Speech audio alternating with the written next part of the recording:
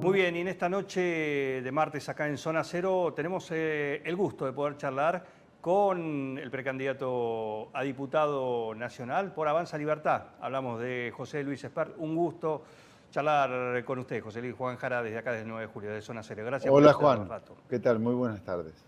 Bueno, ¿cómo es hacer campaña en un territorio, entre comillas, hostil?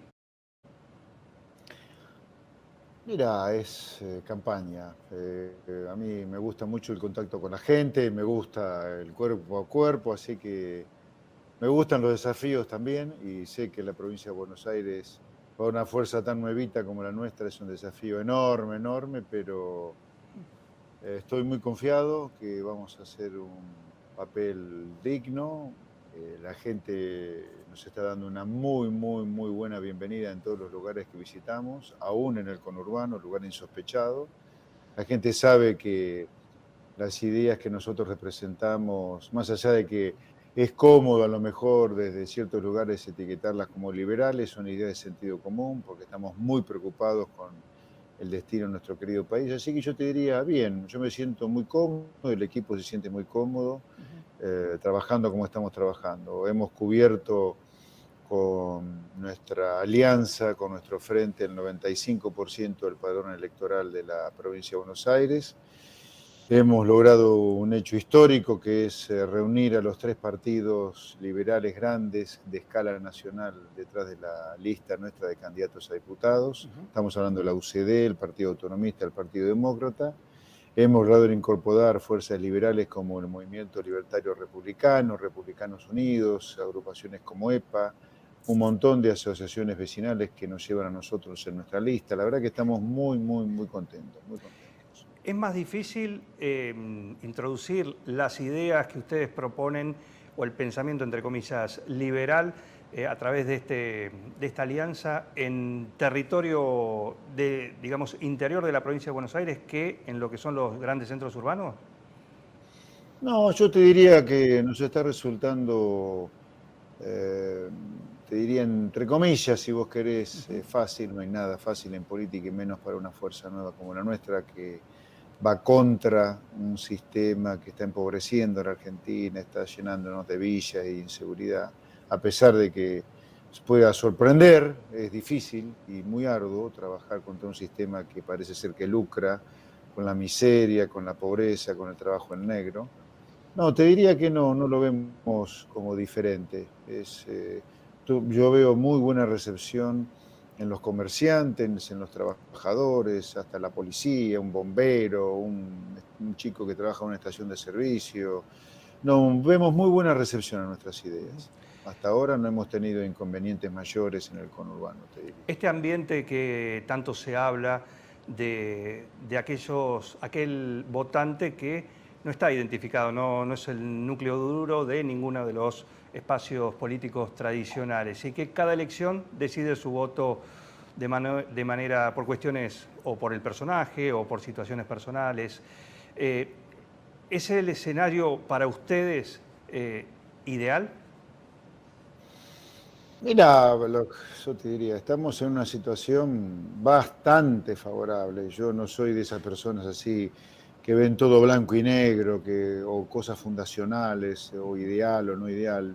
Creo que es una situación propicia, porque venimos de un kirchnerismo que ya fracasó antes, ahora está fracasando otra vez como gobierno. Venimos de una oposición que fracasó como gobierno, que como oposición ha sido una oposición muy blanda a algo con el cual no se puede ser blando, que es el kirchnerismo. Eso sí, admito que nos abre un espacio a terceras alternativas o a verdaderas alternativas al poder que gobierna hoy. Sí, las ideas que nosotros representamos, que son las ideas de una Argentina vinculada al mundo de otra manera, en lugar de como prestamista, como un socio comercial del mundo, no solamente con pares como nosotros, como es el Mercosur, las ideas de terminar con un Estado que demuela impuestos a la gente de trabajo, al comerciante, al industrial, al monotributista, al empleado, y la idea nuestra de una reforma laboral para desprecarizar el trabajo, para que haya menos trabajo en negro y para que los empresarios no tengan el terror que tienen hoy de contratar a alguien, porque cuando contratan a alguien sienten que más que contratar a un trabajador adoptan un hijo que no se lo pueden sacar más de encima, yo diría que cada vez más espacio para esas ideas, fruto, insisto, de un gobierno que fracasó antes, que está volviendo a fracasar, y de una oposición que fue gobierno y fracasó, y como oposición no ha sido ninguna oposición clara al kirchnerismo. Ahora, a 10 días de las elecciones o menos, están sacándose las uñas un poco, como la leona, ¿no? Que de pronto ve todo mal ahora en lo que está haciendo el kirchnerismo, cuando fue un fracaso como gobernadora y después desapareció el mapa hasta ahora, ¿no? Hablamos de María Eugenia Vidal. Sí. Ya en su libro, en el 2017, en su libro La Argentina devorada, usted planteaba, ¿sí?, cómo terminar, o el camino para terminar con básicamente el sindicalismo actual como lo conocemos, los que viven de los políticos que viven o con la corporación política por un lado, y aquellos empresarios también prebendarios, ¿sí?, que siempre han vivido de beneficios. Uno lo lee, uno lo escucha y mismo también uno tiene sentido común y uno dice, buenísimo. La pregunta es, ¿cómo hacer eso sin caer en una guerra civil, por ejemplo? Sin que explote todo, en un país como Argentina, ¿no? Bueno, Argentina ya explotó. Si hablamos de Argentina con la mitad de la población pobre, estamos hablando de 20 millones de argentinos pobres, casi un país entero es pobre en Argentina. Hay países que tienen menos habitantes que nosotros. O sea, somos varios países de pobres nada más en Argentina. Si pensamos que tenemos casi un Uruguay viviendo en una villa miseria, porque hay 4 millones viviendo en una villa miseria. Si pensamos que el 40% de nuestros trabajadores, 6 millones son, 6 millones trabajan en negro, Argentina ya explotó. Los chicos se quieren ir del país, Argentina ya explotó. Son 20 millones de personas viviendo de planes sociales. O sea, Argentina ya explotó. En realidad, lo que es inviable es lo que estamos haciendo, pretendiendo que hacerlo otra vez, pero con caras diferentes, algún día eso va a funcionar. Argentina ya explotó, ya implosionó Argentina. Por lo tanto, lo que nosotros proponemos es justamente para que Argentina deje de explotar o de implosionar, como queramos decirlo, como queramos verlo, digamos, ¿no? Así que, al revés de lo que puede pensarse, lo que nosotros proponemos, como es de todo sentido común, justamente es para que Argentina deje de explotar, deje de generar pobres, deje de generar indigentes, miserables, que deje de destrozar la ilusión de los jóvenes que viven en Argentina que se quieren ir del país. Todo lo que hace, en todo caso, pero esa es otra cuestión, lo que nosotros proponemos es para que Argentina deje de explotar. Pero sí debo admitir, y ahí está el gran tema, que en esto de explotar Argentina, esto de Argentina explotando, ha enriquecido y empoderado a un montón de gente, donde ya directamente se han transformado en mafias. Estoy hablando de los gordos sindicales, estoy hablando de mucha y gran parte de la clase política y hablando también de los empresarios prebendarios. Pero ese es otro problema. Habrá que combatir contra mafias para que Argentina deje de explotar como explota. En todo caso, eso es lo que la gente tiene que entender. Una vez que la gente lo entienda y empiece a votar a alternativas como la nuestra, que lo que busque es que Argentina deje de explotar, pero que sabe que tiene que ir contra mafias para evitar que Argentina siga explotando, ese día las mafias van a empezar a dejar de tener tanto poder como hoy. Estamos hablando de mafias que lucran con la pobreza, la miseria y la marginalidad en Argentina, ¿no? O sea, fíjate vos qué inteligencia que tienen, que nos están llevando un camino de miseria como el de Venezuela sin un Maduro.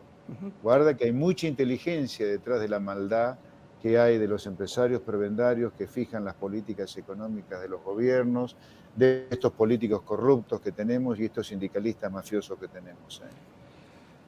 Cuando tengo la posibilidad de charlar así, como en el caso suyo, con referentes de distintos partidos políticos, entrevistarlos, le hago la pregunta en relación a esto, que es decir, bueno, tomando desde el 83 para acá, ¿sí?, desde la nueva democracia argentina, donde toda la sociedad es responsable también, ¿no?, de lo que pasa. Sí, claro. ¿Por qué no hemos podido avanzar? ¿Por qué, y con distintos gobiernos de colores políticos, peronismo, macrismo, kirchnerismo, menemismo, alfonsinismo, me queda alguno por ahí en el camino. Pero ¿por qué? ¿Por qué es tan difícil encontrar o tratar de hacer un acuerdo político entre la clase política y generar mínimamente política de Estado? Bueno, porque, a ver, yo cuando escribí lo que escribí en la Argentina devorada y posteriormente escribí La Sociedad Cómplice, no lo escribí al divino botón, lo escribí porque estoy convencido que acá se terminó armando un sistema un sistema que genera miseria, genera marginalidad, genera inseguridad, genera trabajo informal, trabajo precario, pero es un sistema que tiene sus ganadores, y esos nunca van a soltar la manija, nunca la van a soltar por más que vean, no por más, porque son conscientes que eso genera lo que genera, pero son ganadores de un sistema. Cuando digo ganadores, son ganadores en términos de enriquecimientos fenomenales, ya sea por izquierda o por derecha, ¿no? Porque no hace falta ser un ladrón para enriquecerse con este sistema, porque este sistema es un sistema de un capitalismo prebendario. Entonces, respetando las reglas prebendarias, hay posibilidad de enriquecerse sin ser un delincuente. Simplemente es adecuarse a la regla. Ahora, al mismo tiempo, ¿esto por qué es sistémico? Porque los perdedores del sistema, ya no los ganadores, los perdedores del sistema, los que terminan trabajando en negro, los que, hasta ahora digo, ¿no? Los perdedores del sistema, los que terminan trabajando en negro, los que terminan en una villa miseria, los que terminan viviendo de un plan, en algún lugar validan las premisas que permiten a los ganadores de este sistema miserable sostenerse. O sea, a ver, te lo pongo como un ejemplo. Yo creo que si agarrás 10 personas por la calle y le pensás y le preguntás, ¿usted cree que hay que proteger a la industria de la competencia importada? Yo te diría que de 10, 8 te van a decir que sí. Sin embargo, el blindar a la industria argentina de la competencia extranjera es lo peor que podés hacer para que haya una industria que realmente genere valor agregado, que pague salarios dignos, que genere crecimiento sostenible. Tenemos que discutir esta premisa porque es un pescado podrido acá en la China. Los países donde las economías están abiertas al comercio tienen su industria. ¿Cómo que no tienen industria? La tienen, por supuesto que la tienen. Es diferente a la industria que habría si solamente se dedica a sustituir importaciones, por supuesto que es distinta, pero tienen industria. Otra premisa falsa, que la compran hasta los perdedores del sistema. Porque ponerle que los ganadores del sistema sostengan la premisa falsa, ok, por más que implique pobreza, miseria, marginalidad, son ganadores del sistema en términos económicos y de poder. La justicia social. Mire dónde hemos terminado con tanto cuento con la justicia social, con 6 millones de trabajadores trabajando en negro. O sea, esto es sistémico ya, por eso es tan difícil de romper.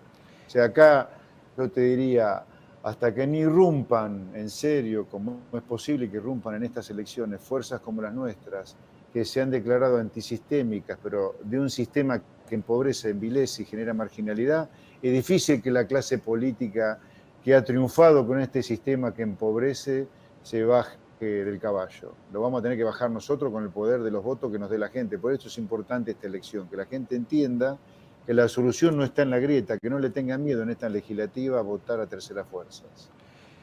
Y usted es parte de esta campaña también y sobre todo en las últimas semanas, en todo este escenario que usted bien marca, que es la realidad, ni más ni menos que la realidad y la calle, cuando se empieza a hablar en campaña de si se fuma un porro en Palermo o en una villa, la diferencia de eso, o las actividades sexuales partidarias, o el auto, ¿no? El auto de campaña, todas esas cuestiones. ¿Qué cree que ve la gente en eso? Es decir, ¿no es algo que divide más y aleja más a la clase política del vecino, del ciudadano común? Sí, por supuesto. Por eso yo estoy con bronca de las estupideces que se discuten en campaña, porque está claro que al sistema político que conforman el kirchnerismo y Cambiemos o Juntos le conviene discutir estupideces en lugar de discutir cuestiones profundas. Hablamos de la legislación laboral, de la cantidad de impuestos que se pagan, de lo cerrada que es la economía del comercio. Es el negocio de ellos, discutir estupideces en lugar de discutir cosas profundas. Ahora, el riesgo que están corriendo, por eso María Eugenia Vidal de pronto se ha puesto más dura, están viendo que la gente está media podrida de que la clase política discute estupideces como las tres cosas que usted nombraba antes, el autito con el cual se hace campaña, la actividad sexual y el porro no porro, ¿no?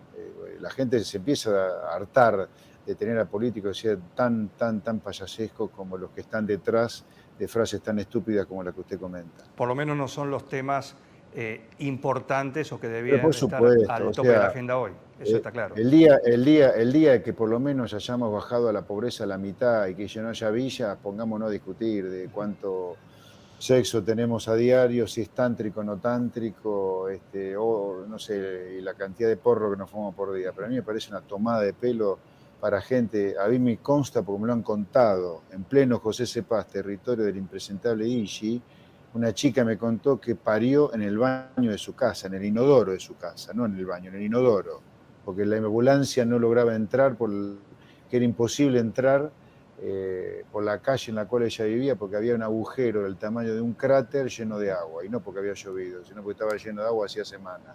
Esas son las cosas que hay que discutir. ¿Cómo hacemos para sacar a la gente que deje de parir en un inodoro en lugar de cuántos porros nos fumamos?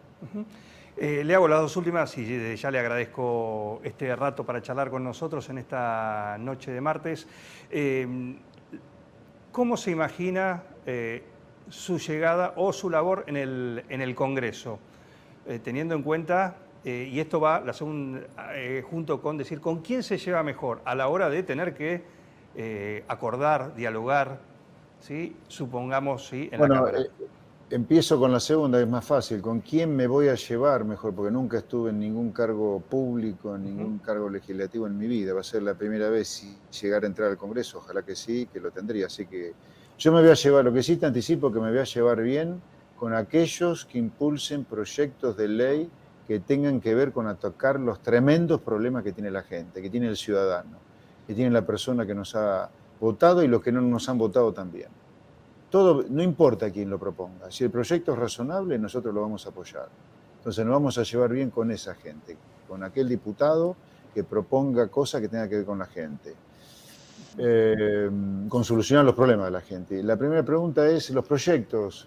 Bueno, a ver, nosotros tenemos un montón de proyectos de reformas legales en la cabeza, de reforma al Mercosur, una reforma fiscal fenomenal que requiere de una previa reforma del gasto público, porque no hay baja de impuestos posible si no se baja el gasto público. Ahora todos han empezado a revolear baja de impuestos sin hablar del costo que hay que pagar en términos políticos de bajar el gasto público para poder bajar impuestos y que no nos pase lo que le pasó a Macri, que bajó retenciones a las exportaciones, no bajó el gasto público y las tuvo que volver a subir al final de su mandato por la crisis que su programa económico generó. Así que, y luego tenemos un montón de proyectos de reforma a todas las leyes laborales. Así que la agenda nuestra, la que vamos a proponer, es muy frondosa, por supuesto, además de discutir los proyectos de otros diputados, por supuesto. Y la última tiene que ver con qué, en esta recorrida que viene realizando por la provincia, no de ahora, porque tengo entendido que es desde principio de año, por lo menos que Sí. ya arrancó, ¿con qué sector etario siente que le es más fácil llegar el mensaje? Se habla que el mensaje de ustedes, por ejemplo, tanto como similar de Javier Milei, pega mucho en los jóvenes. ¿Esto lo notan ustedes, por lo menos desde el punto de vista de lo que ustedes están comunicando? Esta movida comenzó políticamente conmigo como candidato a presidente y con Luis Rosales como candidato a vicepresidente en el 2019. Exacto. En el 2019, cada vez que que avisábamos que íbamos a estar en una ciudad en tal esquina, se llenaba de jóvenes.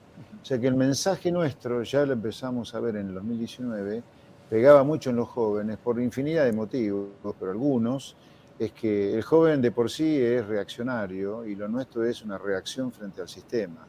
Aunque yo digo estas cosas hace 30 años, como lo muestran los artículos escritos desde los 90 para acá, ¿no? Yo siempre tuve claro que el sistema de Argentina es un sistema que solo puede provocar penuria para los argentinos, que hay que cambiarlo, por otro que es el que aplican los países donde la gente vive bien, no es tan difícil después de todo, ¿no? Sí. Será difícil en todo caso luchar las mafias que lucran con un sistema que destruye a la Argentina, esa es otra cosa. Pero los jóvenes siempre nos siguieron mucho, porque además los jóvenes, de ser reaccionarios, vieron y ven a sus padres frustrados porque pierden el comercio, pierden el empleo, pierden su emprendimiento monotributo, o su emprendimiento como autónomo. Entonces, los chicos saben en carne propia que el sistema político tradicional lo único que promueve es la pobreza, la marginalidad, el ennegrecimiento del empleo, etc. Eso lo vimos ya en 2019, que fue el puntapié inicial. Los jóvenes sigue siendo nuestro baluarte, pero ahora nuestro proyecto es mucho más transversal. Hablo de la provincia de Buenos Aires, que es la que estoy recorriendo, ¿no? Así es. Ya el comerciante, el industrial, el monotributista, el autónomo está harto de lo que pasa en Argentina, aunque tenga mucho más de los 25 años que sería la franja etaria que fue el puntapié inicial nuestro en 2019. Hoy ya nuestro proyecto está siendo mucho más transversal, por eso es que estamos siendo tan incómodos, ¿no? Donde hay encuestas que nos muestran en tercer lugar incluso, ¿no? Exacto. José Luis, muchísimas gracias por este contacto acá No, con por Zona nada, Cero. un placer, muy buenas noches. Un Hasta saludo. luego.